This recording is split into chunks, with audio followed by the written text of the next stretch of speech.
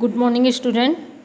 हम लोग पढ़ रहे हैं पाठ 17 बाज और सांप की कहानी, है ना, जिसमें बताया है कि बाज जो है घायल हो जाता है, उसके बावजूद भी उसमें जो है उड़ने की चाह जो है वो समाप्त नहीं होती। वो घायल हुआ है और उसमें भी फिर भी वो क्या कर रहा है, प्रयास कर रहा है उड़ने के लिए।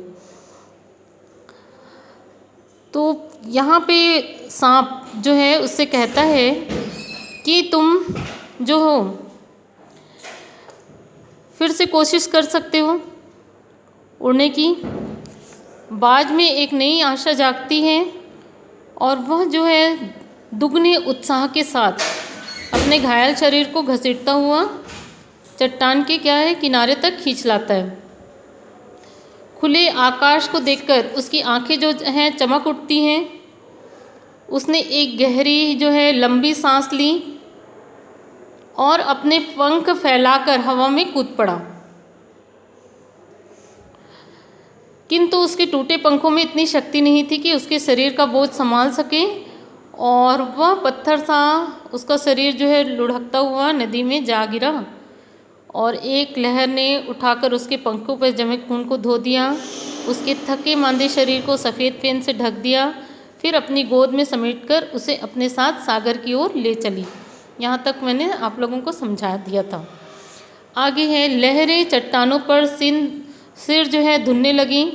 लहरें जो हैं चट्टानों पर सिर धुनने लगी, अर्थात लहरें जो हैं चट्टानों से टकराने लगी, मानो बाज की मृत्यु पर आंसू बहा रही हूँ।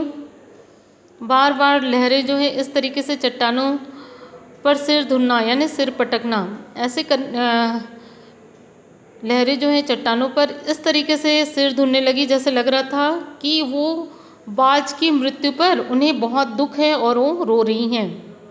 और धीरे धीरे समुद्र का जो असीम विस्तार है उसमें बाज आँखों से ओझल हो गया।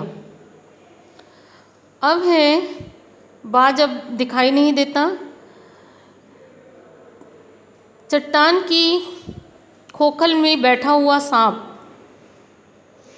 चट्टान की खोखल में बैठा हुआ सांप जो है, चट्टान में जो गुफा के समान था उसमें बैठा हुआ सांप बहुत देर तक बाज की मृत्यु और आकाश के लिए उसके प्रेम के विषय में सोचता रहा।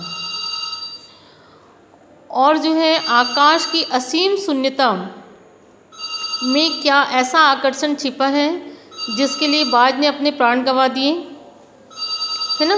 वह खुद तो मर गया, वो सोचता है कि आकाश की असीम शून्यता में ऐसा क्या आकर्षण छिपा है जिसके लिए बाज ने अपने प्राणों को गंवा दिया है। वह खुद तो मर गया लेकिन मेरे दिल का चैन अपने साथ ले गया। ना जाने आकाश में क्या खजाना रखा है। वो सोचने लगता है कि आकाश में नहीं मालूम क्या खजाना है, एक बार तो मैं भी वहाँ जाकर उसके रहस्य का पता लगाऊंगा। वो सोचता है एक बार मैं भी आकाश में जाऊंगा और ये रहस्य क्या है इसका मैं पता लगाऊंगा, चाहे कुछ भी हो जाए, चाहे कुछ देर के लिए ही हो, कम से कम उस आकाश का स्वाद तो चख लूँगा। वो सोचता है चाहे थोड़ी देर के लिए ही सही, लेकिन आकाश में ऐसा क्या है जिसके लिए उस बाज ने अपने प्राण गंवा दिए, उसका स्वाद चख लूँगा। अब है, यह कहकर सांप अपने शरीर को सिकोड़ा और आगे रेंग कर अपने को आकाश की शून्यता में छोड़ दिया। धूप में क्षण भर के लिए सांप का शरीर बिजली की लकीर सा चमक गया, किंतु जिसने जीवन भर रेंगना सीखा था उसने क्या किया, सांप ने अपने शरीर को पहले सिकोड़ा, है ना, और फिर आकाश की शून्यता में छोड़ दिया। वो भी उड़ने का प्रयास करने लगा, लेकिन क्या है, और क्षण भर के लिए सांप का शरीर जो है बिजली की लकीर, सांप पतला सा होता है तो ऐसा लगा जैसे बिजली कड़कती है तो लकीर दिखाई देती है ना, वैसा दिखाई दिया, वैसा चमक गया। किंतु जिसने जीवन भर रेंगना सीखा था वह भला क्या उड़ पाता। जिसने ज़िंदगी भर रेंगा है तो रेंगने वाले प्राणी तो नहीं उड़ सकते, है ना। नीचे छोटी छोटी चट्टानों पर धप से सांप जा गिरा। नीचे छोटी छोटी चट्टानें थी जिसमें वो गिर जाता है। ईश्वर की कृपा से बेचारा बच गया। नहीं तो मरने में क्या कसर बाकी रही थी। सांप हंसते हुए कहने लगा, सो उड़ने का यही आनंद है। भर पाया मैं तो पक्षी भी कितने मूर्ख हैं। वो सोचता है क्या उड़ने का यही आनंद है।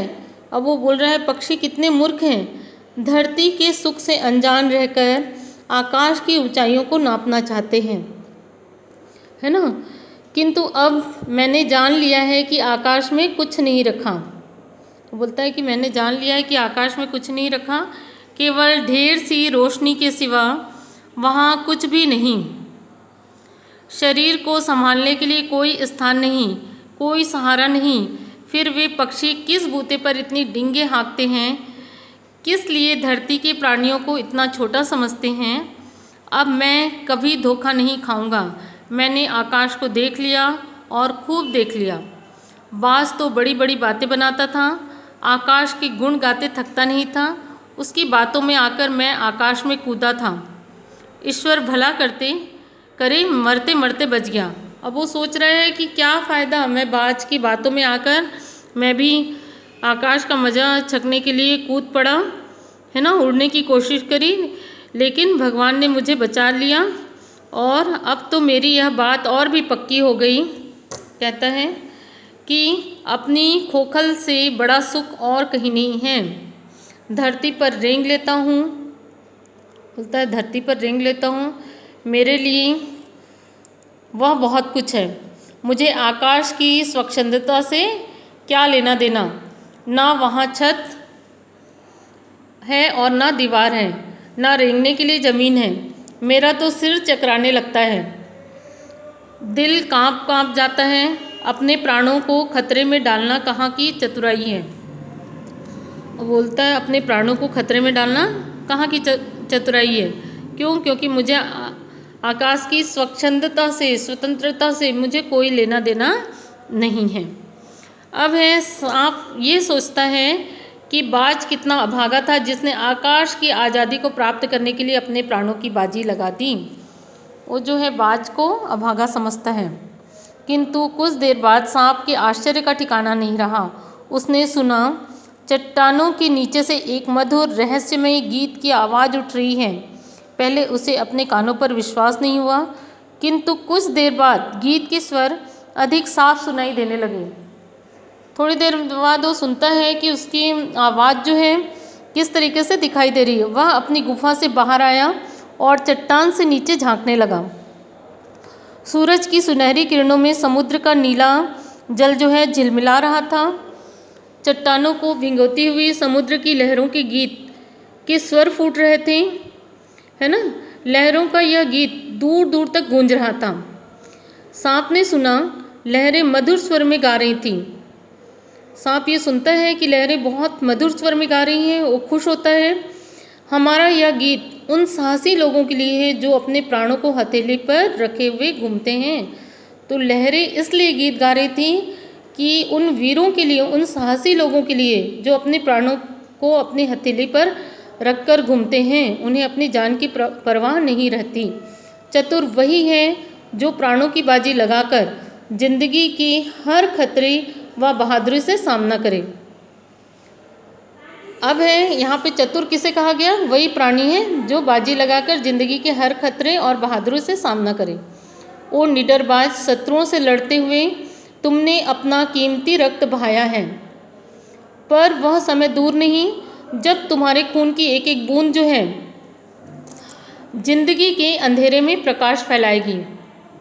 साहसी बहादुर दिलों में स्वतंत्रता और प्रकाश के लिए प्रेम पैदा करेगी। तुमने अपना जीवन बलिदान कर दिया, किंतु फिर भी तुम अमर हो। जब कभी साहस और वीरता के गीत गाए जाएंगे, तुम्हारा नाम बहुत गर्व और श्रद्धा से लिया जाएगा। हमारा गीत जिंदगी के उन दीवानों के लिए है जो मर कर भी मृत्यु से नहीं डरते। इस तरीके से ये पाठ कंप्लीट हुआ बेटा। हमारा गीत